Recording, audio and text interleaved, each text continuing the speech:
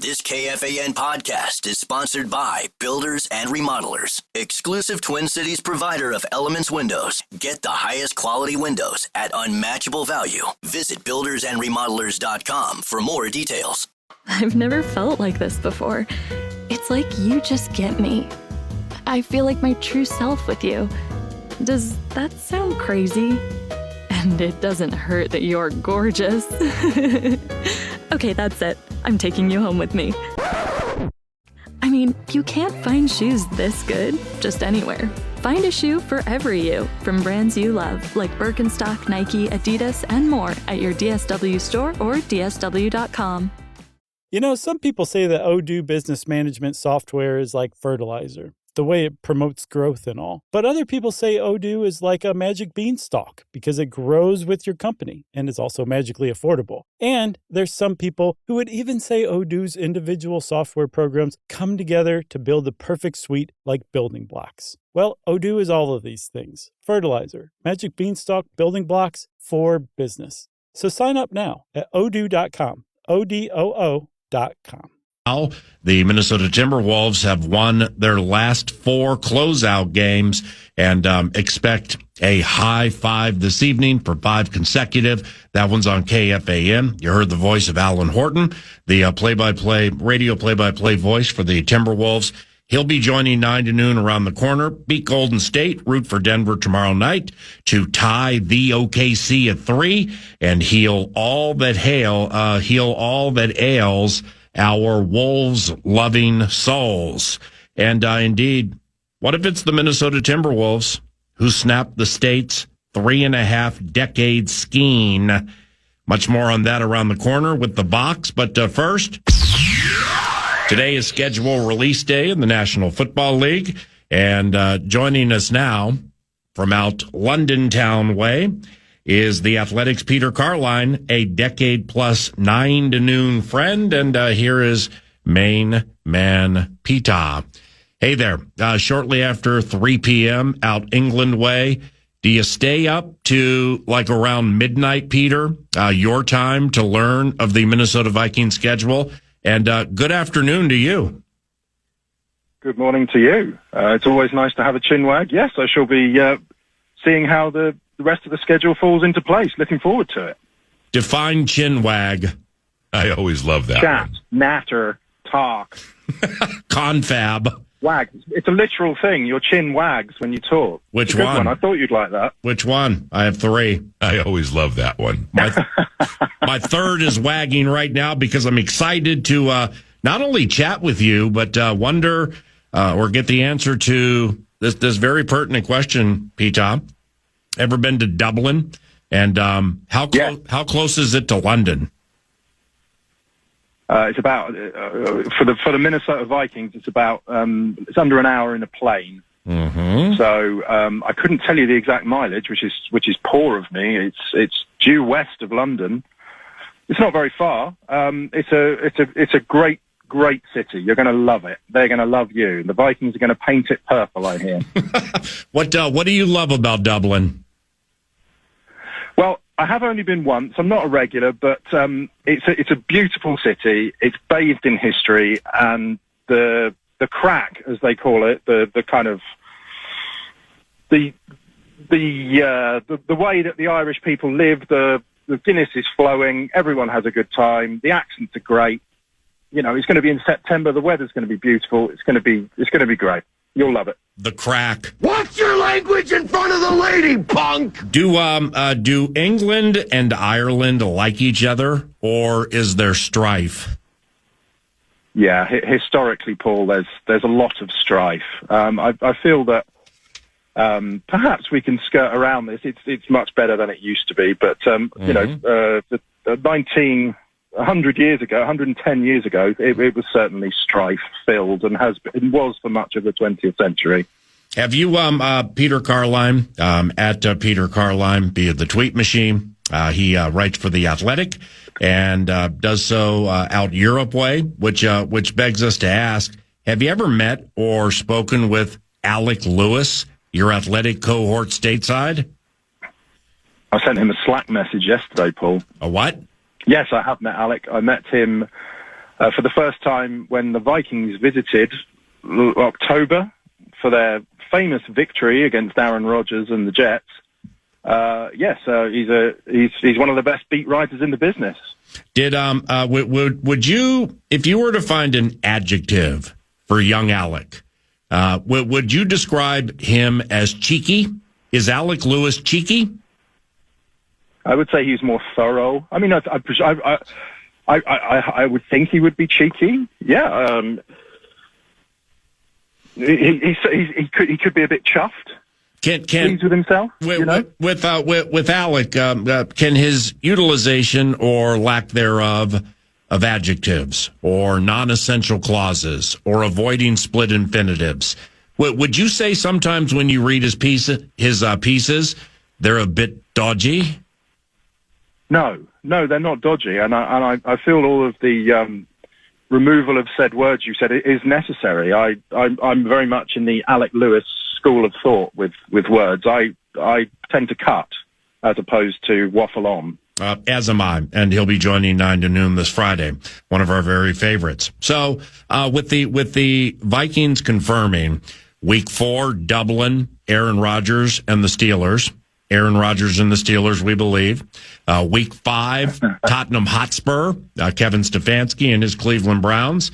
And then a bye week, Week 6, hopefully, or perhaps. So from the week and a half, the Dublin to London two-step, how much of Peter Carline will we be seeing that week and a half as we call your continent home? Well, hopefully a great deal. I believe the Vikings will, from what Coach O'Connell said yesterday, that it sounds like they're going to leave it quite late and fly into Dublin on the Friday.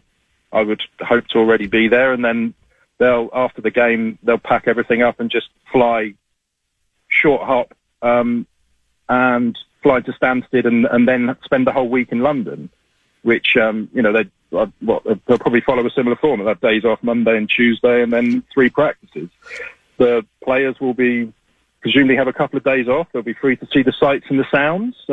Sure, they'll behave themselves, and Vikings can fly back with 2 wins in their back pocket against AFC North rivals. Great. And Peter, you've covered so many football NFL games in London. I mean, from Wembley in 2013 and the toppling of Big Ben, through beating the Browns at Twickenham, through the games at Tottenham Hotspur. For Dublin, because I know you've researched this and looked into it, when it comes to pulling off a National Football League game, just how difficult is it for the home city and or the home country? Well, to pull it off, I think that a lot has been learned from England. Teams basically block book hotels, and they will have we're not talking about the budget hotels. There'll be palatial hotels with practice facilities. How they'll move the weights over there, I would think. They might even practice at the hotels, or there's plenty of rugby teams with enormous, similar kind of equipment that the Vikings and Steelers may use, but they're there for such a short time. I do think that quite a lot goes into it, but England was the first in the international series, and the commissioner, Roger Goodell, seems hell-bent on having 16 games overseas, a new one in Australia next year. So the NFL is going everywhere. On top of Dublin, you've got Spain and where's the other new one? Brazil. You've got another new one. Brazil was last year as well. Right. Yeah, I think it's just it's just Madrid and Dublin. Yeah, and Berlin, it's a new city, but Germany, they like to move around different cities, it seems. London is the NFL's home in the UK at the moment, at least, and obviously they're trying to become a worldwide sport. I don't think it's easy, but I think that the model has been set by, teams coming over to England so frequently. Amen. And in that Dublin game, which will be covered by Peter Carline, our guest now from The Athletic, out London way, do you believe Aaron Rodgers will be the quarterback for the Pittsburgh Steelers? Do you think so? Mike Tomlin has a history of rooting out people with, shall we say, off-field issues. I think if you bring in Aaron Rodgers, there's an enormous amount of extra baggage from his, Tuesday afternoon conversations on ESPN, for example. Equally, is he worth one throw of the dice? Let's say he will be there, and the Vikings will again beat Aaron Rodgers on a foreign field. Right. And just like the moment last year at Tottenham, when it widely was reported in worldly fashion that you went to cheering in the media area when the Gink got loose. Andrew Van Ginkel with the pick six from the arm of Aaron Rodgers. Peter Carline, Athletic London, starts cheering. I broke the golden rule, didn't I? I cheered in the high, elevated press box. Now, Peter at Peter Carline via Twitter. What do you think of the squad into the 2025? We had a big free agency class come in. They had a handful of draft picks. J.J. McCarthy at the helm. Peter, what do you think of the 2025 Minnesota Vikings? Can't wait to see it. I really like the improvements on both sides of the lines. The offensive line has just been, the interior has been, that's been, a difficulty for, since God was a boy, it seems. So they've really gone to address that.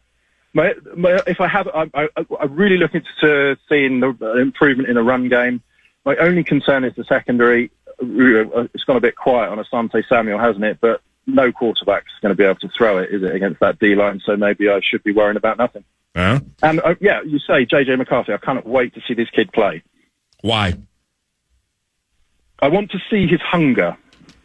And just how deep the desire and the drive go into his football-loving soul with a performance that is that of indefatigable. Are you looking for that, P-Top? That's exactly what I'm looking for. And after the Timberwolves end the lengthy drought, then the Vikings are going to do the same as well in Santa Clara. Led by J.J. McCarthy. There you go. Do you wake up at 10, 11, 12, 1, 2? Do you get up at like 3:30 in the morning and watch Timberwolves games? No, but no, because I'm old. I can't really stay awake much anymore, Paul. It's sort of, it's a sad indicament of life. My feet have widened and I can't seem to stay awake beyond sort of 12 midnight anymore. Yeah, same here, Mr. Peter Carline.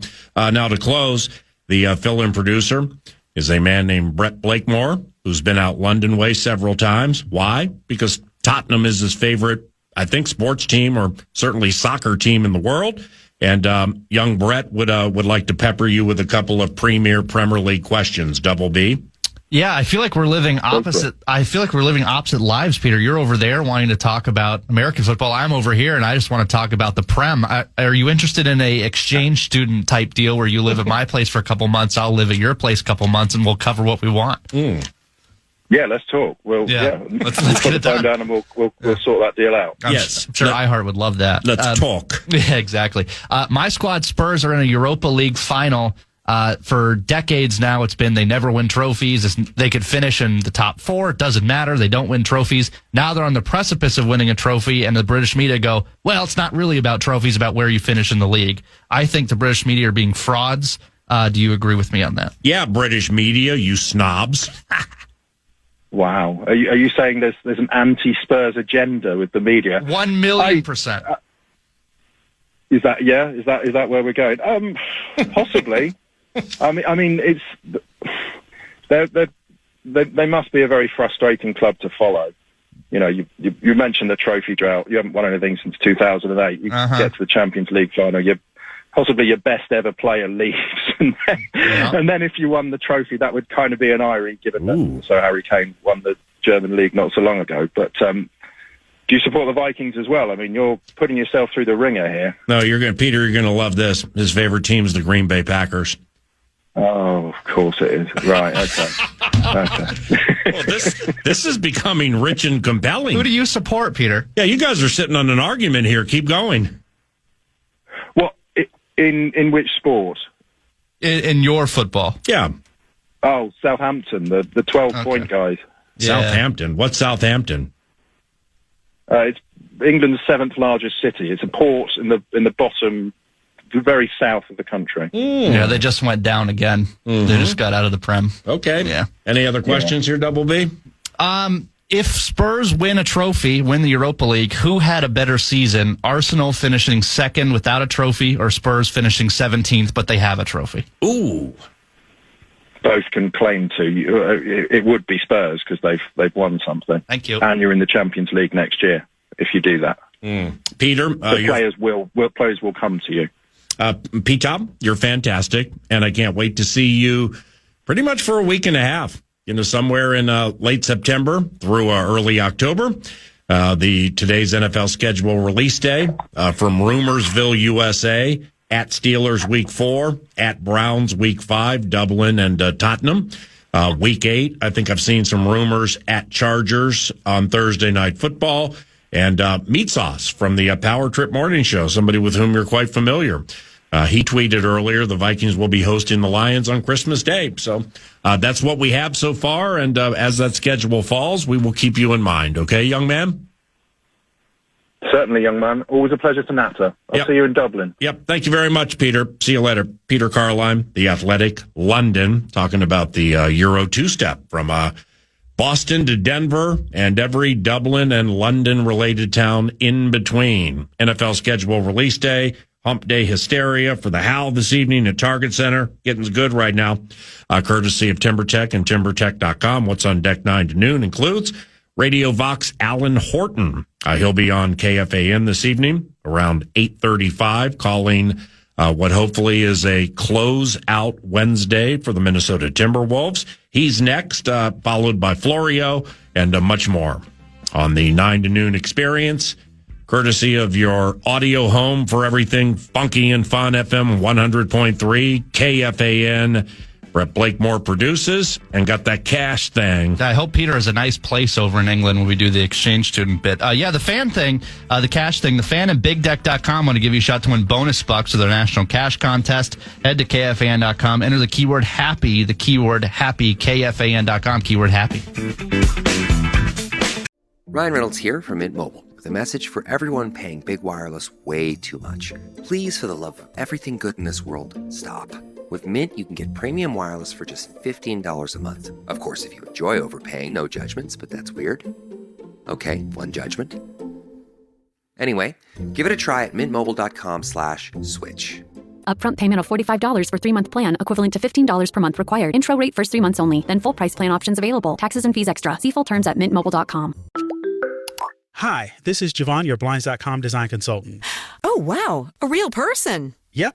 I'm here to help with everything from selecting the perfect window treatments to... Well, I've got a complicated project. No problem. We make the complex simple.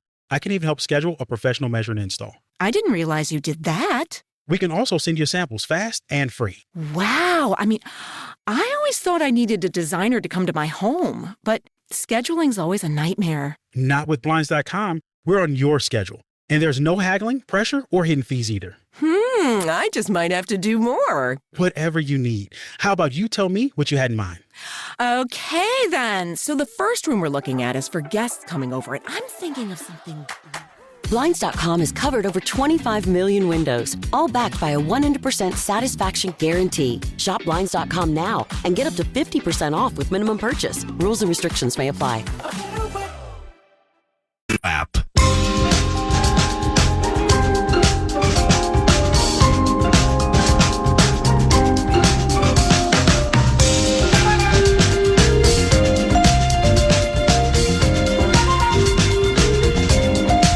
About 8:37 for the Tip Tap tonight from Target Center. Hump Day hysteria in Minneapolis. And joining us now is Minnesota Timberwolves Radio Vox Alan Horton to help us through this evening's game. Vox. What did you do for Channel 9 this morning, beloved Alan? Just a little hit from Target Center, kind of promoting the game and kind of the building. Well, it's pretty quiet in the arena, I got to be honest, but the building excitement, I think, for tonight, and just kind of talking up the series a little bit. Everybody seems to be, it's the first time in 21 years that the Wolves have had an opportunity to close out a series on the home floor. They've won 4 in a row of these closeouts, but the last one was they had an opportunity to do it at home. Was Game 7 of the second round against Sacramento in 2004. So it's something a little bit different for this Wolves team. Do you happen to remember when it used to be eerily quiet, and this time of the basketball calendar, you'd be doing chores and stuff at home with nary a playoff team to call? Now you're down in Minneapolis doing Fox 9 hits, then joining 9 to noon. I mean, it beats the alternative. Those were the battle days back then, weren't they? Oh, that hit home the other day with the draft lottery. I mean, remember, PA, when that was for struggling teams, that's your ticket to turning things around. And, with Dallas jumping up and getting the top pick, and, Utah and Washington going through all their struggles this year only to drop to 5 and 6. I always appreciate the fact that the Wolves are not even in that conversation. You don't want to be in those groups relying on some ping pong balls to bounce your way. And the other thing that also hits home is that when the NBA draft combine is going on in Chicago right now, I believe it is, right, or outside of Chicago, and that's always a big thing. And for years, that was always like, okay, that's 6 weeks after the regular season. And now the last 2 years, that's been right in the heart of the playoffs. And I always think, well, that's after the season. My brain had been just conditioned to have that be so long after the season. But that's the tables have been turned the last 2 years going with these deep playoff runs. Are you absolutely feeling the Timberwolves close out Kurachek and the Warriors tonight? I think so. I think they know they're the better team. I think Golden State knows that Minnesota is the better team.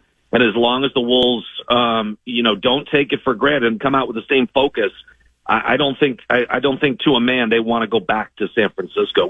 These two series have been really, as far as travel, going to LA, going to San Francisco. These are long flights, and then when you play 2 games there and you get there a day early, you're there for 4-5 nights. It's a long time to be in a particular hotel room, and I don't think the Wolves want to make that journey back. I do think they take care of business tonight as long as they focus on all the right things and show a lot of the stuff that they did in Game 4 when I think Anthony Edwards. I was thinking about this, PA. The end of that second quarter, Golden State's on this 14-3 run. They've taken the lead. They're up by 2 possessions. The Chase Center crowd is buzzing. The Warrior players are feeling like, holy cow, we may have something here. Maybe we can tie this series at 2. Maybe we get Steph back later in the series. And then Anthony Edwards ends the second quarter on a pull-up 30-footer. And you could see the body language of the Warrior players just be like, it was like a gut punch.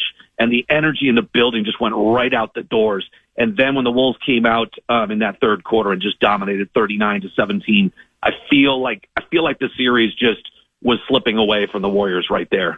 Alan, do you happen to have any Steph steam? And the reason I ask is because after Game 4, Steve Kerr in his press conference said there's going to be some Curry-related information from the team today. Any idea what that's all about?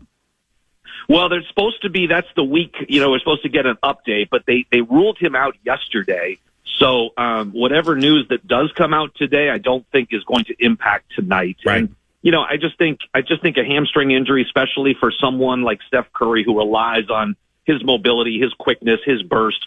It's not his size and strength that is what made him an NBA player. It's his movement. And for someone like that, a hamstring needs to be at 100%.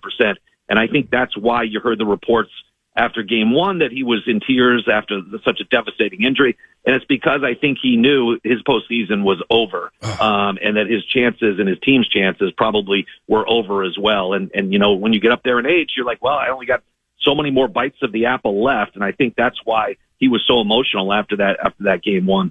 Fox. OKC had to push last night to beat Denver and had to do. They were down 8 into the fourth quarter. It'd be cool if this thing went 7, right? Absolutely. Especially that would give the Wolves even more rest, because if OKC closes it out tomorrow night, then the Western Conference Finals would begin on Sunday, and the Wolves would have to travel on a Saturday to get there.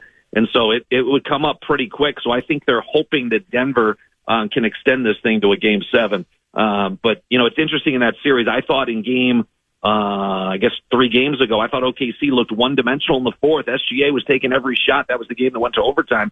And it was Denver who had, more options offensively. But the last 2 games, OKC is kind of, they've gotten more people involved. SGA doesn't have to take every shot. He's got Jalen Williams, Lou Dort, was really good in the fourth quarter last night. And I thought they looked good down the stretch. And the way they played the last two games, I think they've developed a little bit of confidence, even with Jokic putting up just amazing statistics and hitting amazing shots and carrying that team. Alan Horton at Wolves Radio via Twitter. A few to close here.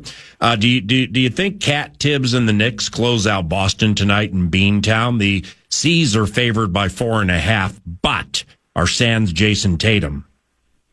I think Boston wins that game. That's my impression. That's usually, teams come together after, they galvanize a little bit after an injury like that. Do they win the series? Probably not, but I think they win this next game. Jaylen Brown is now going to have to step up center stage. But I think that team has too much history, too much heart. Joe Mazzulla, I think, is a really good coach too. I think he'll have those guys ready to play. I think Boston takes this, and they force New York to kind of close it out on their home floor in a couple of nights. With the T-Wolves, what do you think of Dante DiVincenzo's series through these first four games?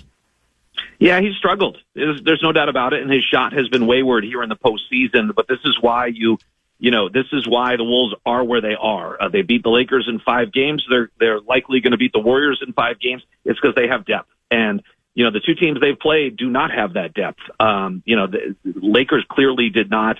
The Wolves can withstand someone not having a great game or series and recover from that. They've got options. You've got Nikhil, you've got Dante, you got Mike in the backcourt. If Rudy and Nas have it going, or Julius and any combination, you've got 3 guys there for 2 spots. That's what depth does, and I think you're seeing that in the postseason. This Wolves team is in really good shape, having 8 quality guys that, basically 8 starters, as Chris Finch has said. And I think that's huge because, you never know when someone's going to have an off night or an off series. But Dante, his shot has been wayward, a lot of fouls, a bunch of turnovers. But I think there's full confidence. I asked Chris Finch about it. He just says, we have full confidence in Dante. He's going to continue to get minutes, and we know that he'll turn things around. Amen. Time for 2 more. Jimmy shot just 9 times, game 4. What do you expect from Butler tonight? I think he ran out of gas. I go back to the end of game 3 when he had 33 points, but there were still 8 minutes to go in the fourth quarter. He didn't score another point the rest of the game, and then you look at what he did in game 4. You mentioned the 9 shots. He's not a score first mentality guy.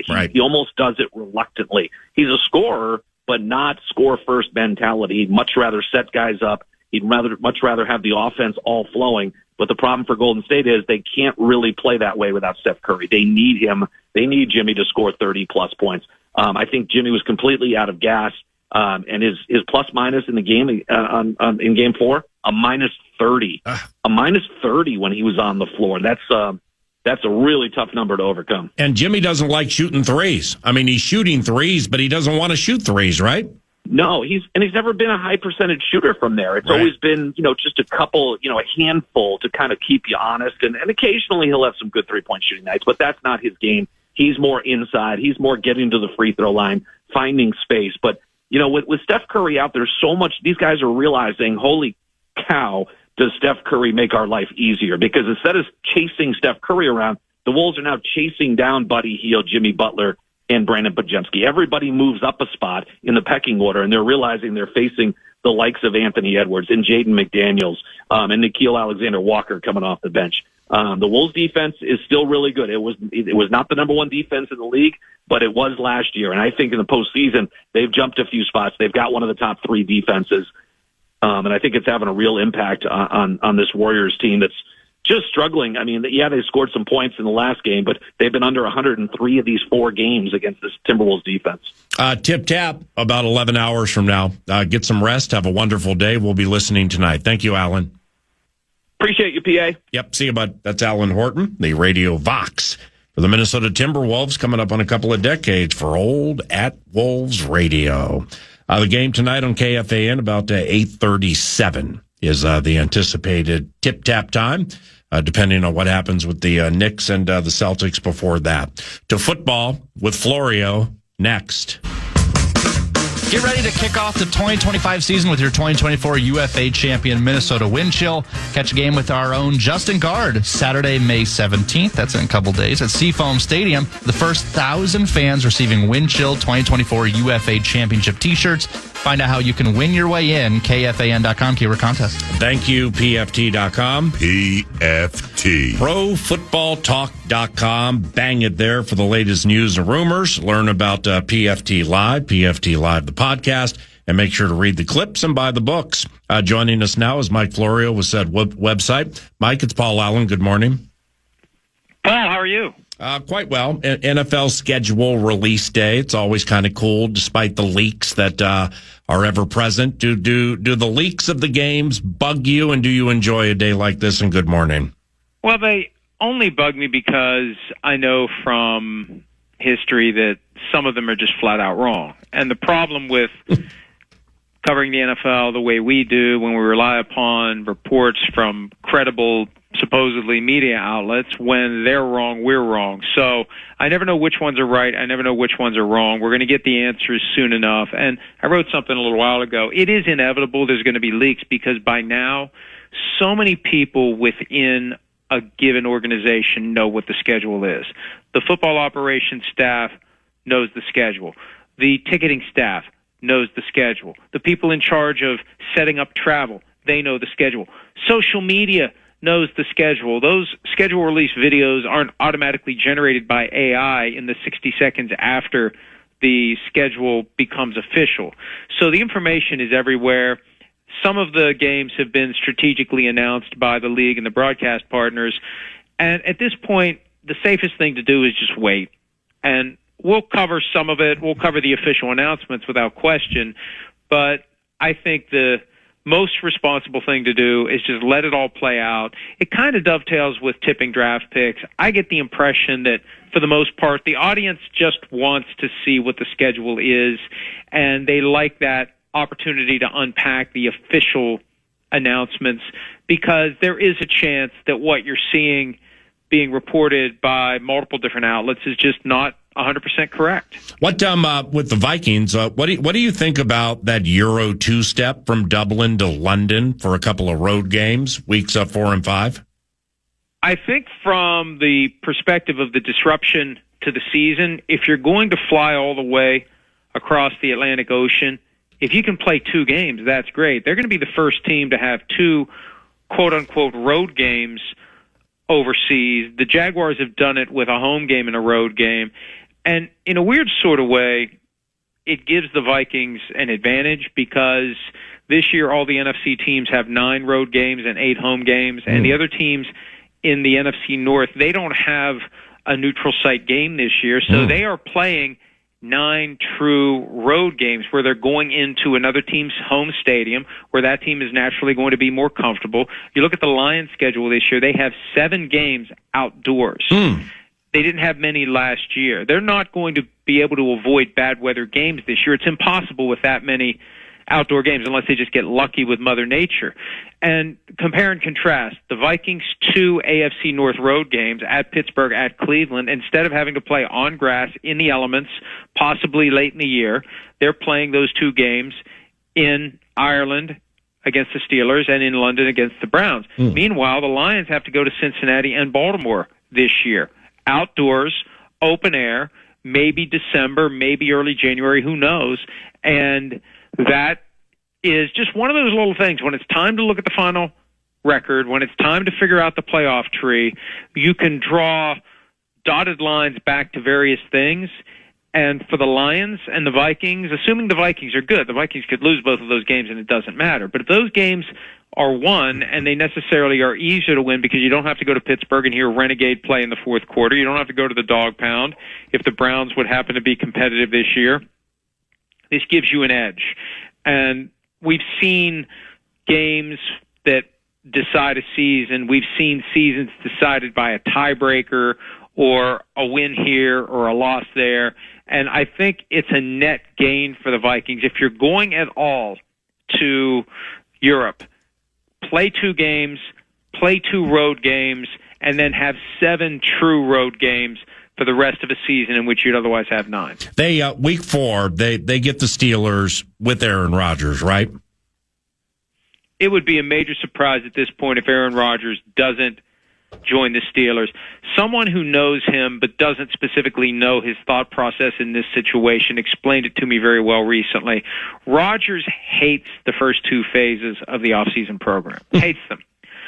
So which distraction is bigger for him and the Steelers? Not yet signing with the Steelers, or signing and not showing up for the first 2 phases of the offseason program?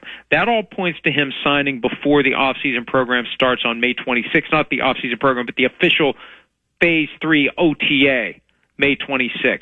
So I think it happens between now and May 26th.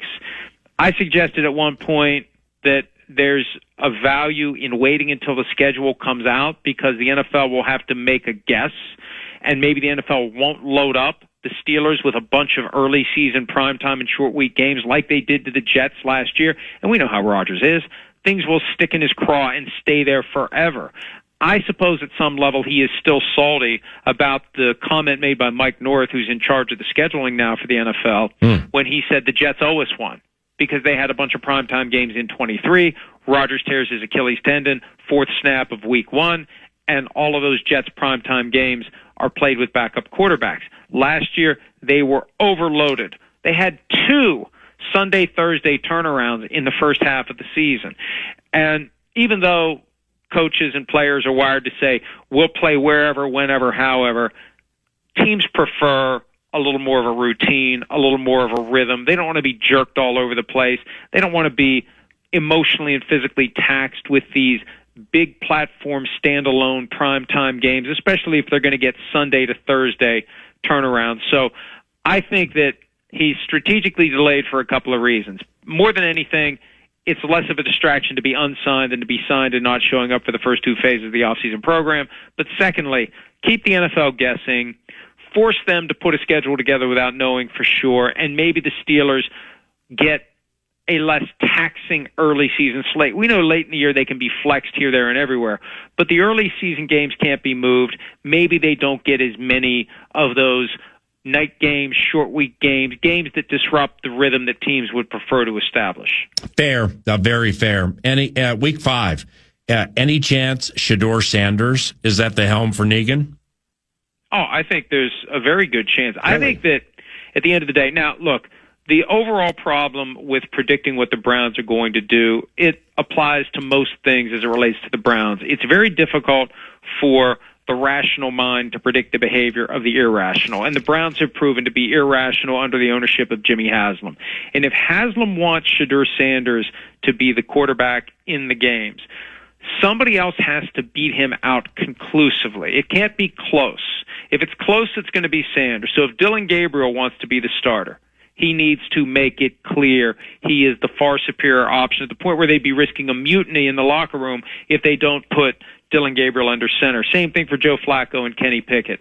So I think there's a very good chance we see Shedeur Sanders as the starting quarterback, but much of it comes down to him. I want to see how he reacts to his slide all the way down to pick number 144. When he speaks to the media, and he had a press conference during the rookie minicamp over the weekend, he just doesn't seem as bothered. He doesn't seem to be as upset about falling as maybe others would be. And that doesn't mean he should walk around, with a perpetual chip on his shoulder, but I don't see the fire that most assume that indignity would spark. And maybe that's just the way he is. But we'll find out when it's time for him to prove himself on the field. If he's close to the others, he has a good chance of winning the job. And I think that there is a very good chance we're going to see him, if he plays like the guy that could have been a first-round pick if he had taken the pre-draft process more seriously. Florio. PFT. ProFootballTalk.com, the preeminent football website for all of us here in the Love Covenant. ProFootballTalk.com. Off that Shedeur Sanders conversation, the beneficiary here is Cam Ward. I mean, the Miami quarterback for the Titans, first overall pick in the draft, rookie camp. Nobody's talking about Cam Ward. Because all the focus, or so much focus, is on Shedeur Sanders. Cam's able to settle into things nice and smoothly, right?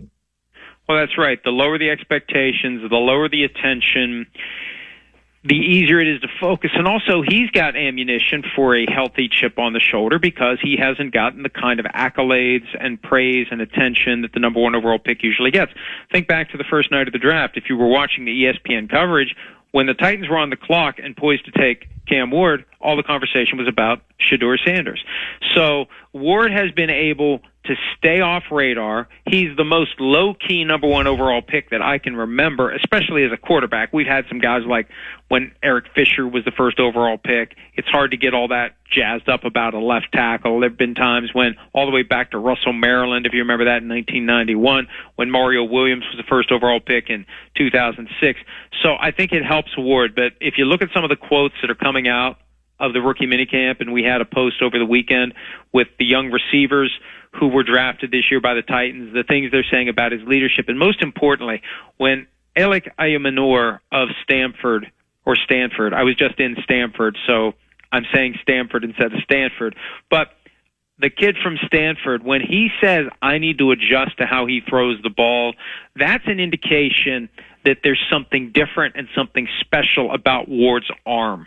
And that's a good sign for the Titans. And it's a very good sign that they're able to just kind of go about their business without a ton of attention, without reporters overflowing camp, and then you show up week one and you start throwing darts all over the place, and the Titans become relevant in the AFC South, and that makes things very interesting. Well said. Hey, under the radar, Jalen Ramsey.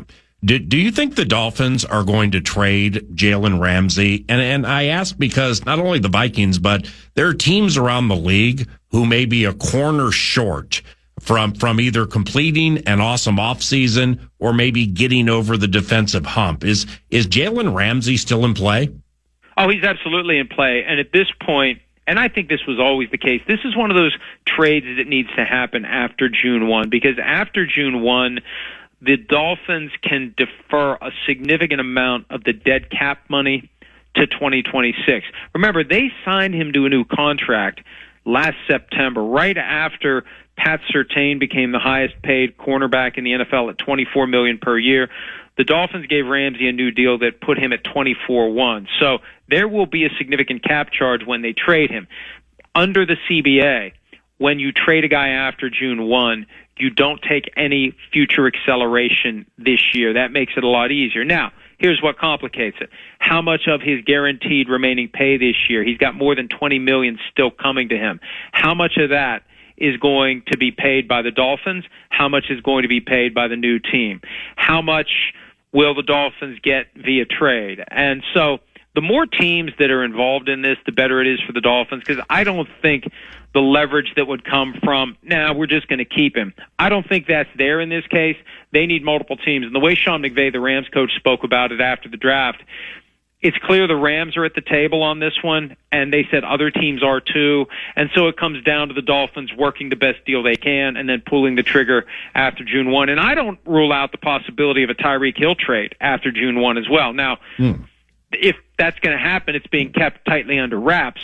But I think both guys are potentially in play, and I think June 1 is the key. So if it's the Vikings, they may be getting a nice surprise. Fans may be getting a nice surprise after June 1 that Jalen Ramsey is joining the depth chart, or someone will. I can't imagine him staying with the Dolphins, not after everything that's been said publicly and presumably everything that's gone down privately. Hey, the owners' meetings are out here next week at the Omni right next to the facility.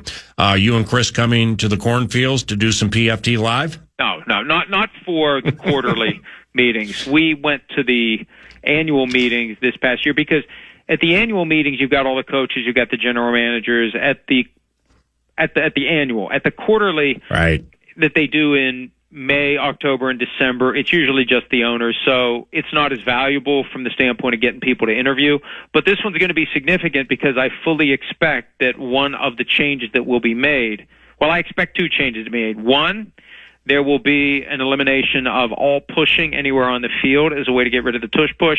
And number two, I think there's going to be a significant effort to try to come up with some sort of tweak to the playoff tree based upon teams winning a division with records that are less than wild card teams that have qualified. So when you say all pushing on the field, okay, so this is brotherly shove, this is tush push, just with the tush push itself, like what's the big problem that people are having with it?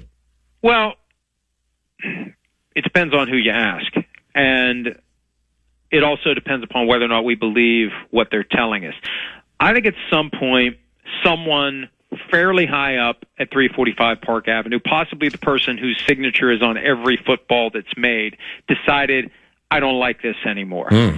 And it needs to go. And the moment very well may have been, even though this wasn't the fault of the Eagles, but in the NFC Championship when the Commanders were at their own goal line, giving up half the distance repeatedly, all in an effort to get a jump on the play, and it was to the point where if they did it again, a touchdown was going to be awarded to the Commanders, or to the Eagles, excuse me, under the palpably unfair act rule, which has never been invoked in league history. I think that may have prompted the tipping point. And so now they'll say it's an unsafe play. Well, where's your safety data? Well, we don't have any safety data. We think it can be an unsafe play. Well, why do you think it could be an unsafe play? Well, it doesn't look like a football play. Like they move the goalposts around on it. At the end of the day, I firmly believe the commissioner wants this out. The proposal that was made by the Packers, possibly at the behest of the league, was very imperfect and incomplete and would have created all sorts of problems because it would have banned an immediate push of the person who receives the snap. Good luck defining immediate. Good luck policing immediate and non-immediate. So I think they realized, hey, the best way to do this and the best way to make it look like it's not specifically targeted at the Eagles is to say we're going to go back to pre-2006 when pushing of the ball carrier was prohibited anywhere on the field. Now, one of the reasons they changed the rule, they never threw a flag for pushing or pulling the ball carrier. Pulling is still illegal. You know, Paul, there hasn't been a foul called for assisting the runner since the 1991 playoffs. That's the last time a flag was thrown. And for 15 of those years, pulling and pushing were prohibited. For the entire 34 years, pulling has been prohibited. So I think what happens is they get rid of all pushing, and eventually it won't be called when it happens down the field, but it will take the tush-push out of play. And you know what's going to happen also? The Eagles are still going to run a quarterback sneak that no one can stop. Amen to that. That was elite intel. Thank you very much for the conversation. Call you soon. See you, Paul. Mike Florio, ProFootballTalk.com. PFT, yeah, you know we. Here we go, Paul! But what about a Hump Day Hysteria Wednesday? Ready to howl? Dane Moore from the Dane Moore Podcast howls with us next. Does Friendly have a taste? If it does, it's probably like Hello's peppermint-flavored anti-plaque and whitening toothpaste. Brush away plaque, show tartar who's boss, and remove surface stains to naturally whiten. Hello's thoughtful and flavor-forward products make brushing your teeth feel like a confetti-filled bathroom dance party. So say hello to Hello with the always cruelty-free, never-tested on animals toothpaste that's made to spread smiles. Visit HelloProducts.com and let Hello add some everyday yay into your life. Okay, have you heard about this? Last year, Degree changed the formula for their Cool Rush deodorant. Their fans rebelled and wanted the old scent back. And Degree listened. That doesn't happen often. They admitted that they effed up and are bringing the original Cool Rush scent back. And it's exactly how you remember it.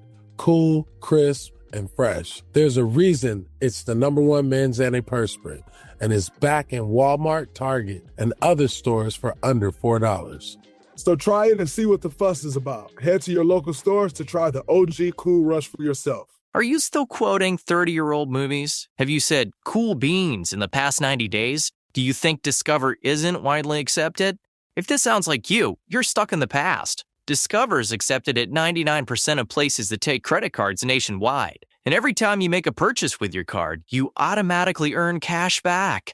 Welcome to the now. It pays to Discover. Learn more at discover.com/creditcard, based on the February 2024 Nielsen report. Have you ever felt that uneasy anxiety when the 4 p.m. hour strikes? The creeping meal-related distress that happens when you don't quite feel prepared? You know, dinner dread. Let's get rid of that unpleasant feeling forever with one word. Stouffer's. No matter what happens, you'll have a dinner plan that everyone loves with Stouffer's. Some chicken enchiladas or a cheesy chicken and broccoli pasta bake is always welcome, whether it's Plan A or Plan D-licious. When the clock strikes dinner, think Stouffer's. Shop now for family favorites.